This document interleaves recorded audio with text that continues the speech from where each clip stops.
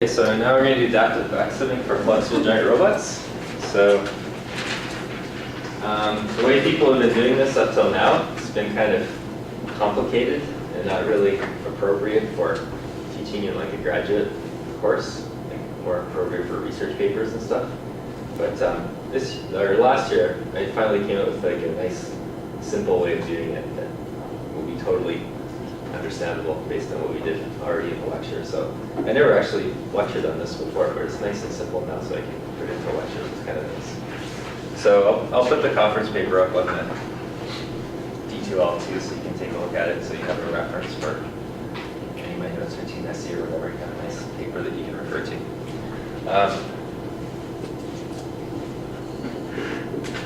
So adaptive backstepping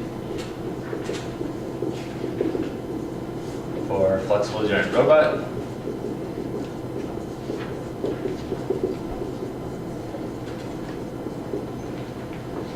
So we'll have a desired trajectory, theta d dot, theta d double dot. And for the purposes of the derivation, we'll assume we have the third and fourth derivatives as well. In real life, it's not really too important.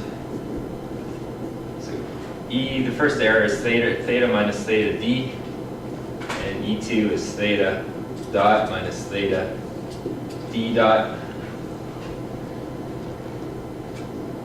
My auxiliary error for my sliding mode is Z1 equals E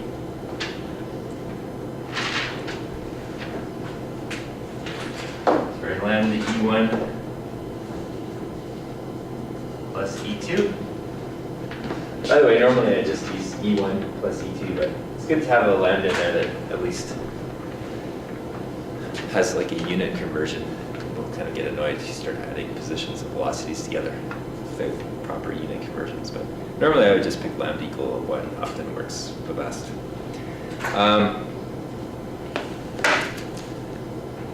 So my states are x1 equals theta, and if you remember, this is the link angle of the robot. x2 equals theta dot, x3 equals phi.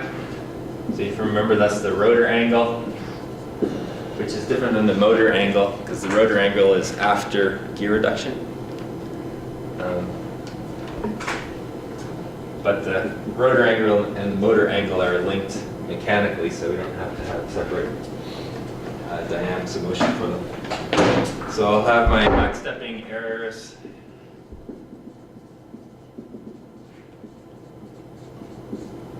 Z2 equals x3 minus alpha 1. So obviously alpha 1 is the desired value of x3. Z3 is x4 minus alpha 2.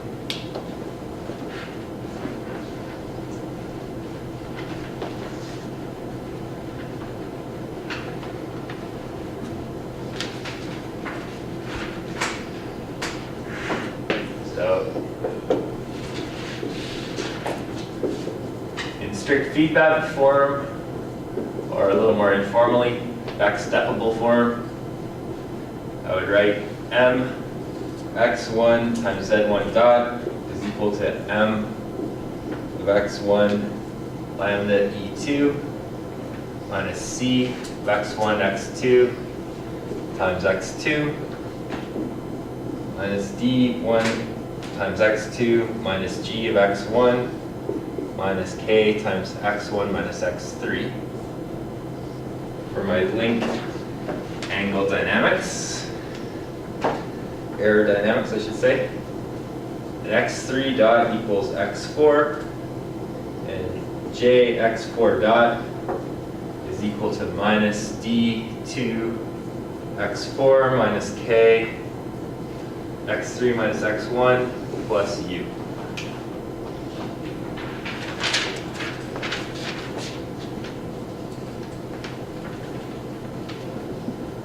So step 1.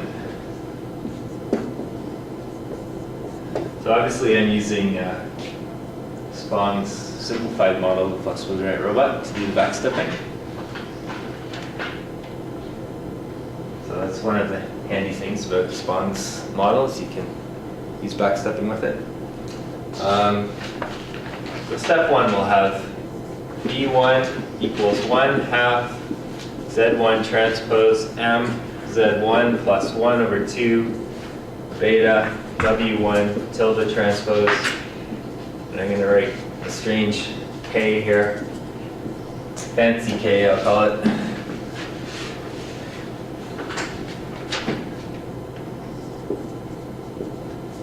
And it's going to be a little strange. It'll be a diagonal matrix. It'll have K1, K1 repeated M times, where M is the number of parameters in my neural network, or the number of adaptive parameters in my adaptive approximation.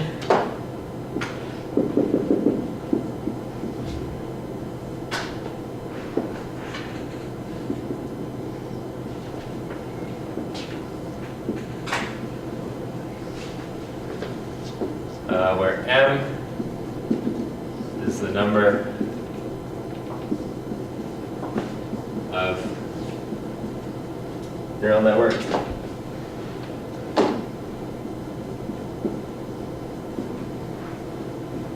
basis functions.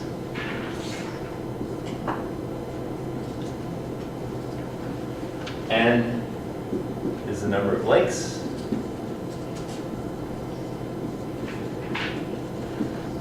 In the robot.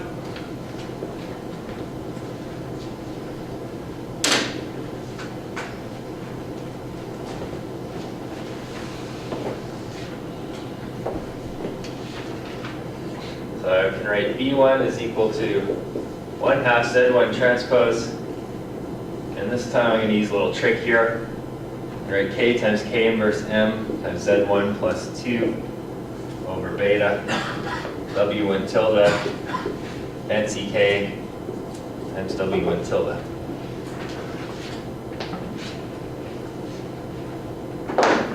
And I get V1 dot is equal to Z1 transpose K, K inverse M, lambda E2 minus K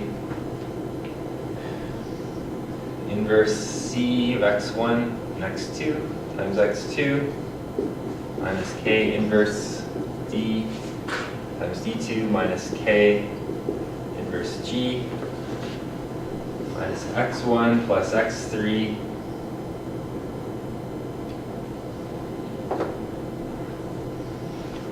plus K inverse M theta D double dot plus 1/2 K inverse M dot Z minus 1 over beta W1 tilde fancy K times W1 hat dot.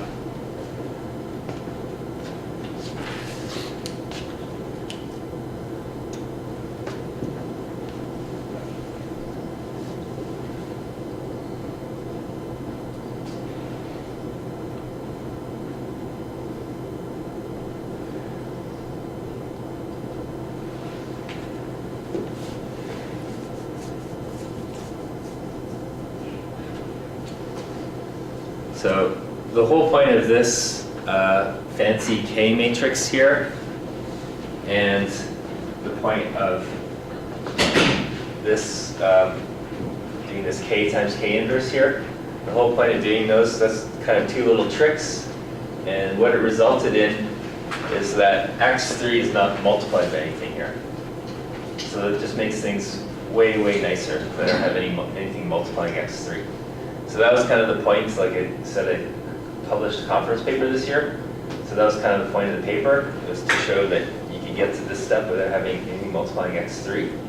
And so that just frees up things enormously. So, you know, everybody else has something multiplying X3, which is just a real pain, because then you have to figure out how to update it adaptively, which is difficult. So that's why this method kind of wasn't worth teaching in class before, because it was so complicated to deal with whatever was multiplying x3 that it wasn't worth bothering lecturing on. But now, without anything multiplying x3 here, this method is now pretty simple. You can just easily teach it in class now. So the whole idea here is that we can design this desired value alpha 1. And because nothing's multiplying x3, it's just like a regular u in a rigid robot, right? So anything you've basically developed up till now for your rigid robot, you'll be able to do for the flexible joint robot. So let's see how this works. So we'll just replace all these unknown terms with a neural network.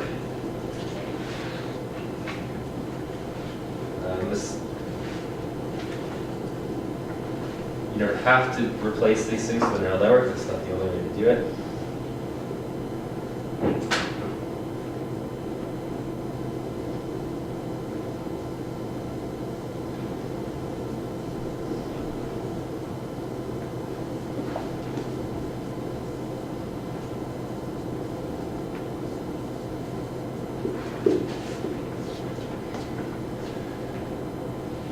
So, I'm just suggesting you do it with a neural network by writing that out, but that's not required. You can do any kind of control design you wanted at this point.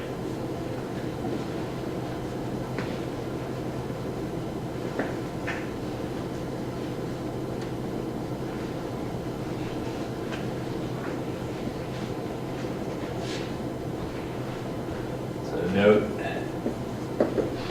basis functions of gamma 1 for my neural network will be functions of x1, x2, theta d dot, theta d double dot, and same for d1. So I shouldn't have, I guess I shouldn't have written this. I should just put d1 here, because actually d1 depends on all those things.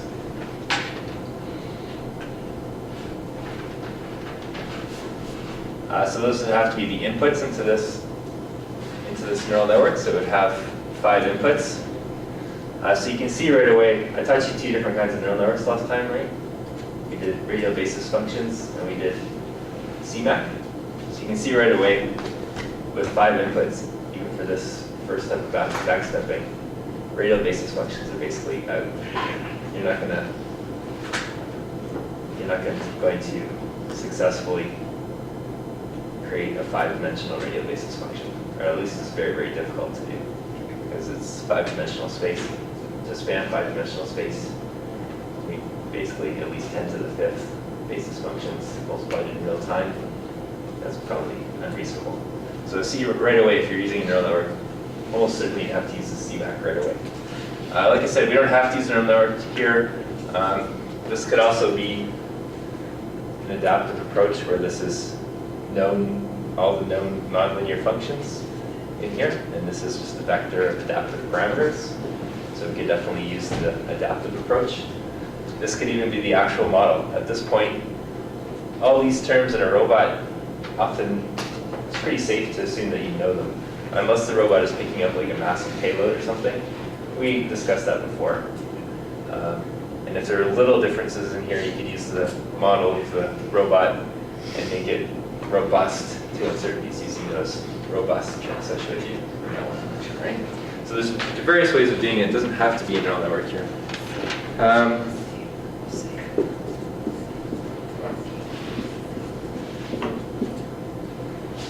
So it turns out that k gamma 1 w1 is equal to gamma 1 fancy k w1, which is why I define fancy k like that.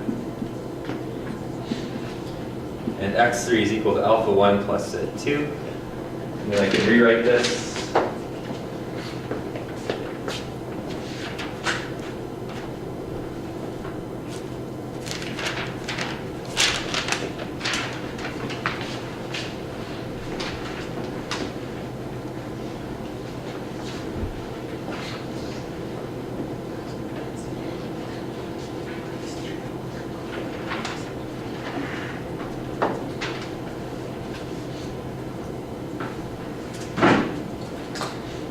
So I get V1 dot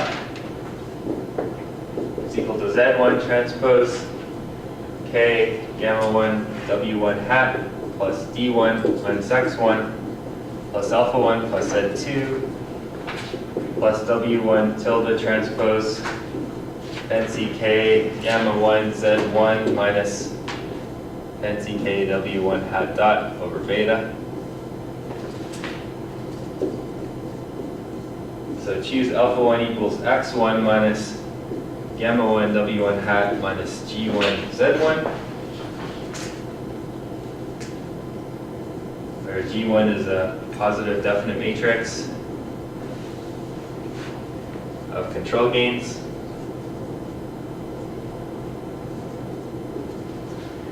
Now at this point here, this is why I'm saying that I'm basically showing you how to design anything that you've got working for the rigid robot in a flexible joint robot case. So anything that you've come up with so far as a control law for the rigid robot, you can use as alpha 1. So alpha 1 doesn't have to be this. It can basically be any stable control law for a rigid robot. Okay, so anything you find in the literature that works for a rigid robot, you should be able to sub in here for alpha 1. Okay?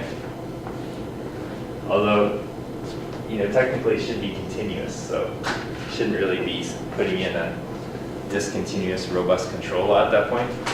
Because alpha 1, we're supposed to get an alpha 1 dot in the backstepping, so make sure it's not a discontinuous alpha 1. But otherwise, anything that you've got working or wanted to try for the rigid robot should work there in that equation.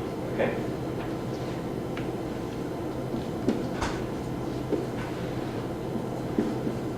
Choose robust parameter updates.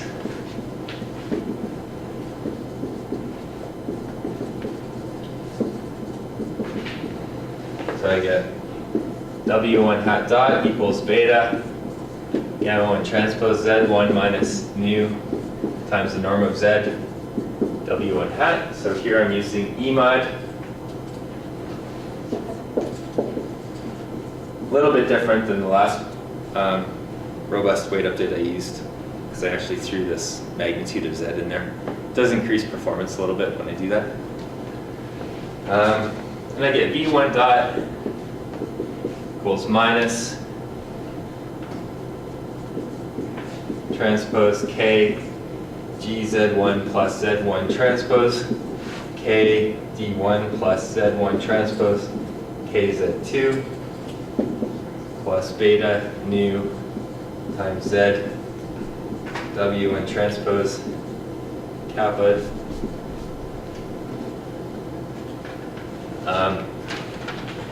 W1 hat. So now, basically it's just the same as the other backstepping I showed you now. There's nothing much different at this point. It's just to set it up initially was kind of tricky with that fancy K and the K times K inverse in the Lagrange function. So those are the tricks. So from now on, it's pretty much a standard backstepping design.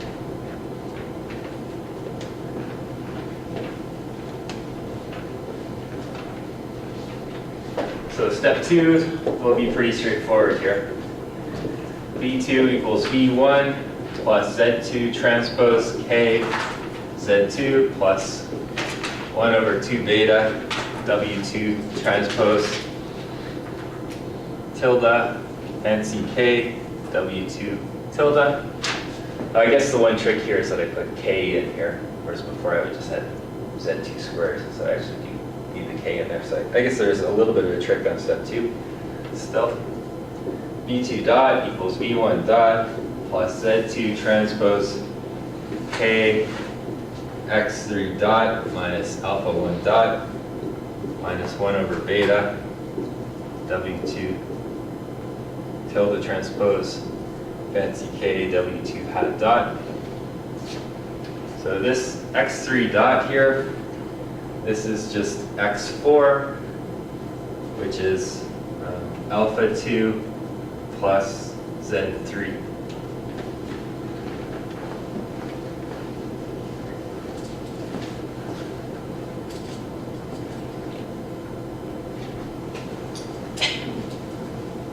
So B2 dot is equal to minus Z1 transpose K G1 Z1 plus Z1 transpose KD1 plus Z1 transpose KZ2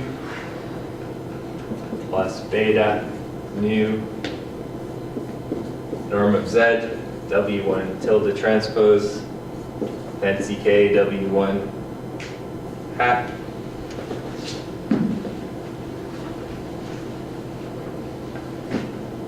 plus Z2 transpose K alpha 2 plus Z3 minus alpha 1 dot minus 1 over beta W2 transpose fancy K W2 hat dot.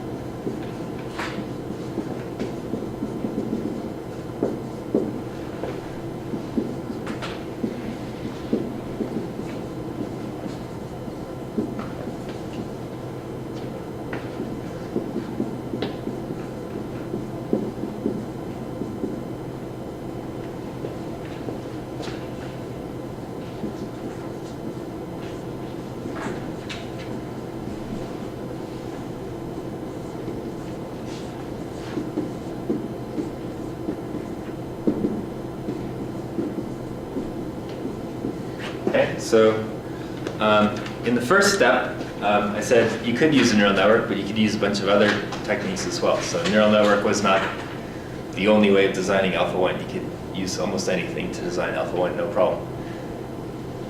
But when it comes to the second step of backstepping, we have this term alpha-1 dot here, and this is basically going to be very difficult to deal with unless you use a CMAC neural network.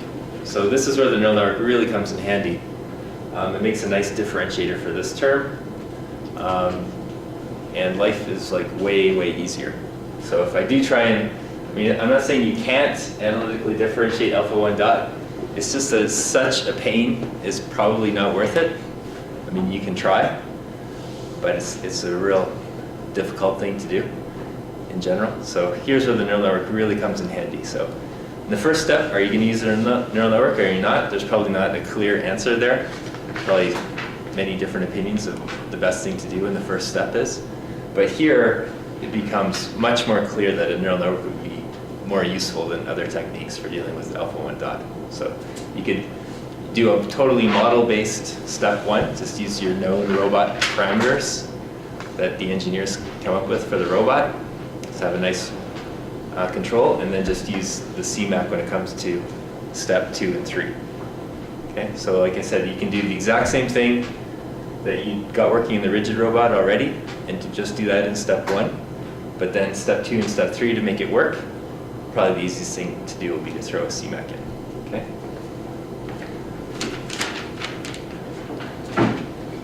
So basically, the CMAC becomes a differentiator in this adaptive control technique. That's essentially what's happening.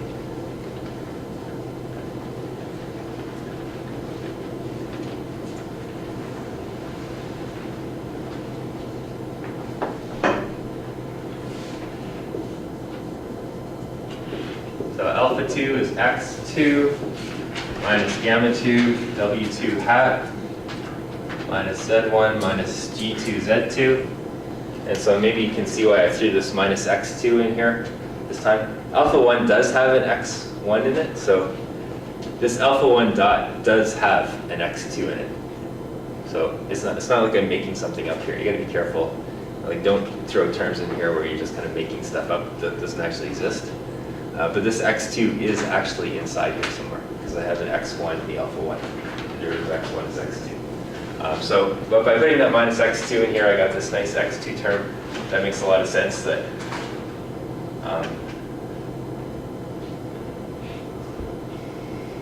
the desired value for x4 is going to be close to x2. This is the velocity of the rotor, and this is the velocity of the link. So it's kind of nice if the velocity of the rotor is, the velocity of the link plus some other term. Makes it much nicer. So we have V2 dot here is equal to minus Z1 transpose K G1 Z1 minus Z2 transpose K G2 Z2 minus Z2 transpose K Z3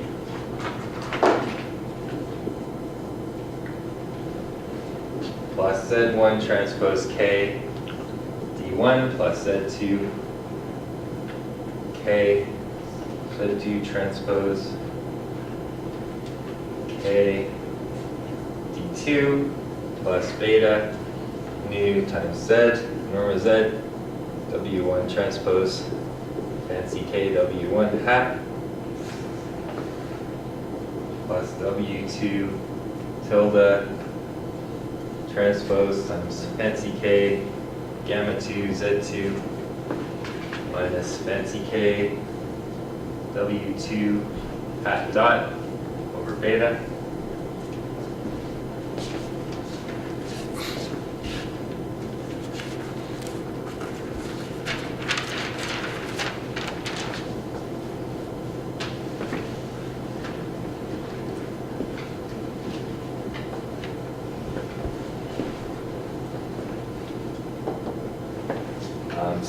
So choose W2 hat dot is equal to beta gamma 2 transpose Z2 minus nu times normal Z W2 hat. So step 3, I get V3 dot equals, I guess I should write V3. Oh yeah, V3. It's not V3 dot. V3 equals V2 plus Z3 transpose K Z3 plus 1 over 2 beta W3 transpose fancy K W3. So at this point, step 3 of backstepping is exactly the same. So I don't need to write out all the equations because it's just going to be the exact same equations with subscript 3 instead of subscript 2. So let's just kind of skip ahead here and say, using the exact same method as step 2,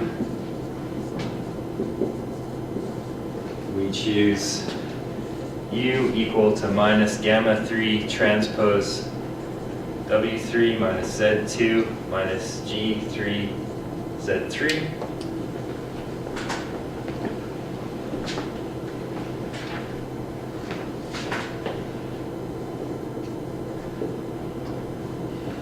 Where gamma 3 is equal to gamma 3 of x1, x2, x3, x4, theta d, dot, theta d double dot, theta d triple dot, theta d quadruple dot.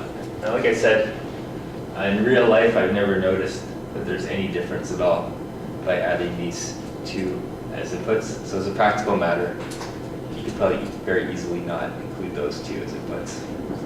So that's kind of a pain if you have to know the third and fourth derivative of your input trajectory. So I would say, don't worry about these.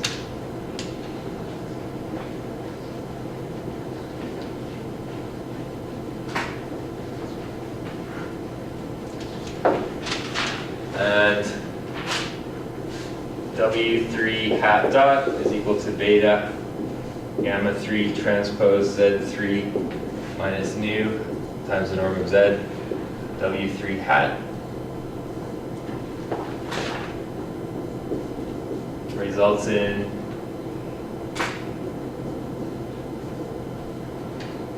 V3 dot is equal to the sum from I equals 1 to 3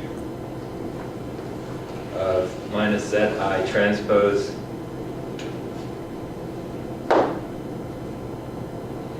K Gi Zi transpose plus Zi transpose K Di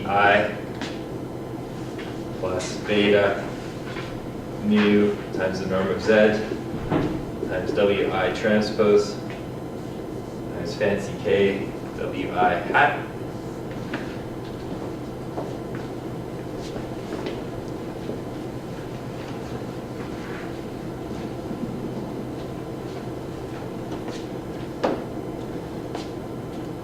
so actually, let's rewrite this.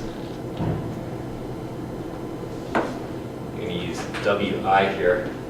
I'll put minus beta nu z Wi transpose Wi tilde, like that.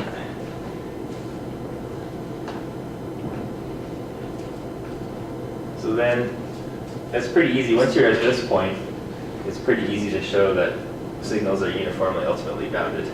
So I'll just say, using same methods as before,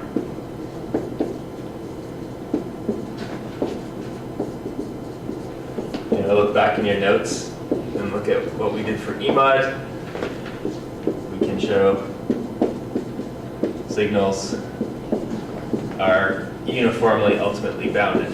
I mean, it's pretty easy to see that they're uniformly ultimately bounded because if either W tilde or Z gets big enough, V dot is going to be less than 0. So if either signal gets big enough, makes V dot less than 0, we know the signals will be uniformly ultimately bounded. So it's only a few steps of algebra to go from this to prove that it's uniformly ultimately bounded. So we've done similar stuff like that in class already, so I won't go through the final lines there.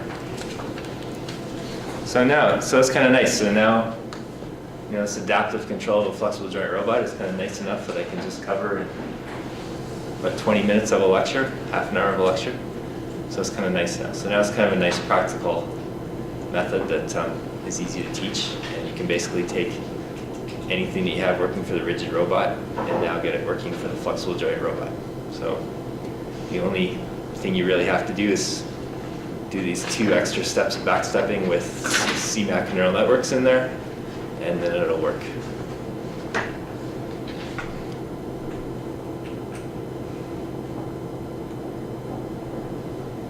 Any questions at all?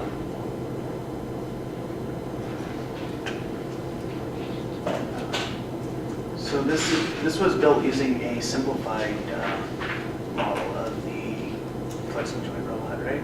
Yeah, so the Spong's model assumes high gear ratios because we're ignoring the cross terms in the inertia matrix. So we're assuming basically a diagonal inertia matrix here, where the spring torques only affect the link dynamics and the control torques only affect the rotor dynamics. We don't have like those cross terms. So in the real robot, the cross term is divided by the gear ratio. So if you're doing a flexible joint robot, you're probably dealing with